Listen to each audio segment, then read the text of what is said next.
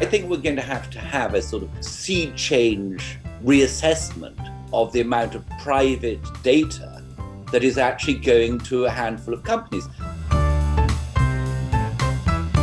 Welcome to another Breakout with Breaking Views, brought to you by PGIM. I'm speaking to Edward Chancellor in the UK. I'm here in Zurich, and we're talking about Facebook. Now, Facebook's been much in the news, Eddie, lots of stories about a whistleblower that's come out, an outage on its apps, everything from WhatsApp to Instagram and more.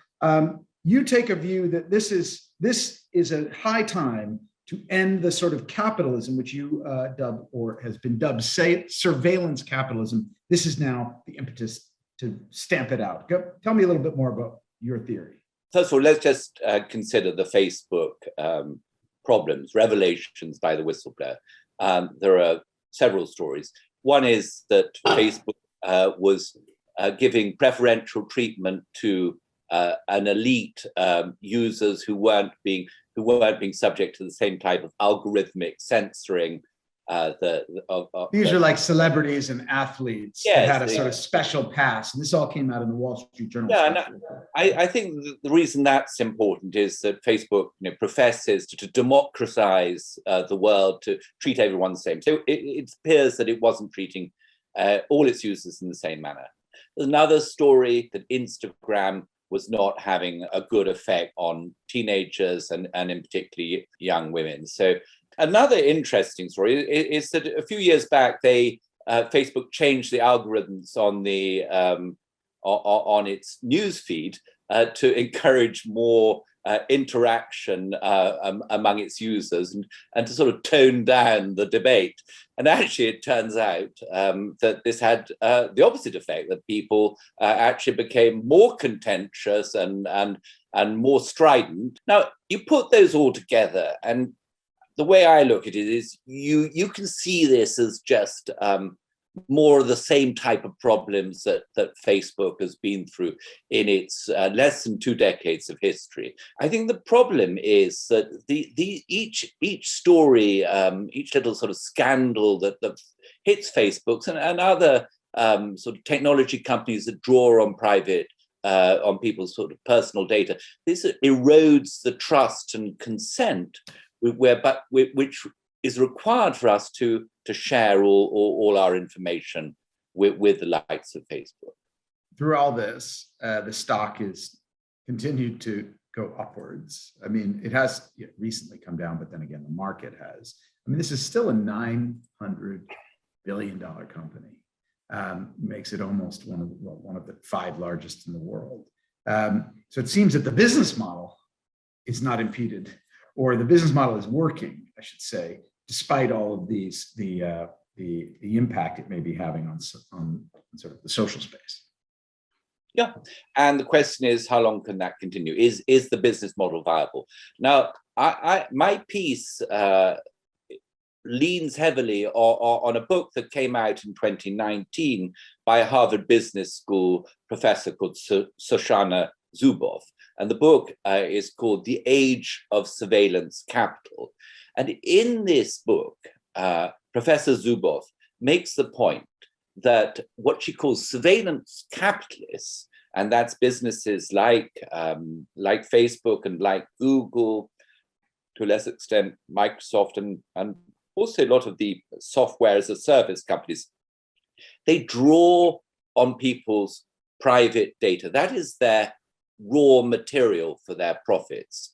And this is a very different type of capitalism that we've seen before. The most important type of distinction is there is no contract of reciprocity between the surveillance capitalists, the likes of Facebook or Google, and their users. Instead, what you have is just these user service agreements and privacy contracts, which, as you and I know, sometimes known as click wrap, because you just need to get through these multi-page legal documents in order to get about your business. And so I don't think that consent is informed in that case. And Zuboff actually argues that in many cases they change the terms of these agreements without even notifying the users. So it seems to me an unequal contract, or what Zuboff calls an uncontract, sort of the very reverse of a contract. And the unfairness of it, I think, is reflected in the super profitability of these tech giants, of the surveillance capitalists. But what is that telling you? To me, it's saying that they're paying too little, that we've been paid too little to give up our rights of privacy. But what are the implications of this? So certainly you've seen some change of the guard at the Federal Trade Commission in the US, Lena Khan, who has written about Amazon and others and monopolies, as it were, in technology. You've got a new broom potentially going into the Department of Justice, antitrust department. Joe Biden himself has spoken about the need to take a closer look at these companies. Is there, though, do you think it's possible that they will force change, whether it's a breakup or some other remedy? Well, Rob, before we get to that point, as you know, we're on the verge of this so-called Internet of Things, where everything is going to be connected to the internet. Not your thermostat, your digital assistant, even teddy bears are going to be connected to the internet. And the question is, I think we're going to have a sort of sea change reassessment of this, of the amount of private data that is actually going to a handful of companies.